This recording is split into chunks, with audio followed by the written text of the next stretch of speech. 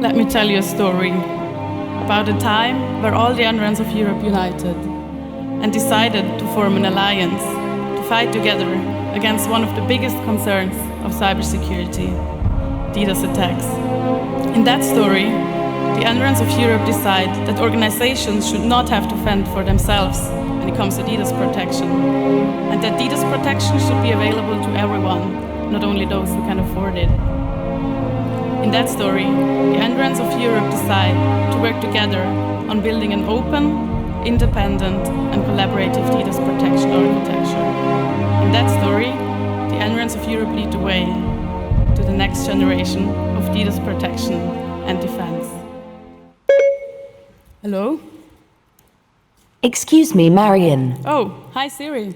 This is an epic story. But tell me, is it actually true?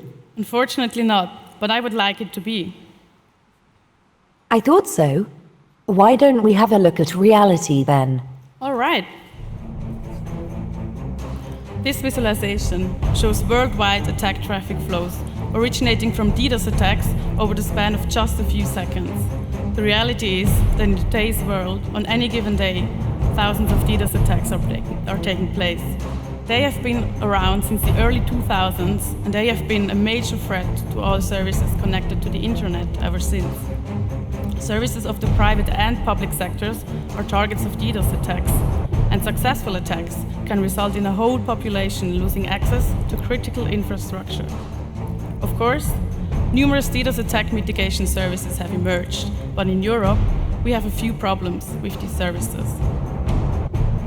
First of all, most companies that offer DDoS protection services are based in the US, and this creates dependencies of sensitive data located in Europe to services located outside of Europe. Secondly, there is a lack of collaboration in these services. Instead of cooperating, companies will try to maximize profits, and therefore, DDoS protection becomes an egoistic matter where everyone only fends for themselves. Yes, Siri? I can certainly see why today's situation needs changing. I know. But tell me, how does the federated approach in your story help? I'm glad you asked.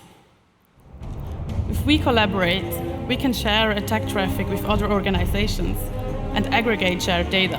And with this aggregated data, we can gain new and expanded perspectives on DDoS attacks. With a federated architecture, we don't limit our knowledge to only the data that is available to us. If we collaborate, then we can learn together. But we can share more than just data. With collaborative DDoS protection, we can distribute DDoS protection efforts. If organizations are able to share their protection capabilities with others in a distributed manner, the protection architecture becomes more scalable and more resilient. And finally, with building this federated architecture, we can take further steps towards the digital sovereignty of Europe. With this architecture, we have control over the data and the software that we rely on, and we will be less dependent on large US tech companies. We know for sure that DDoS attacks will continue to pose a threat to European organizations, and I'm convinced that if we keep up the egoistic and commercial approach to DDoS mitigation, we will always struggle to keep up with the constant evolution of cyber attacks. But with a federated architecture in mind, we can start to leave the centralized approach behind and focus on collaborating and creating opportunities for everyone in Europe. With this architecture, we can take a step towards the next generation of DDoS protection. This has been enlightening.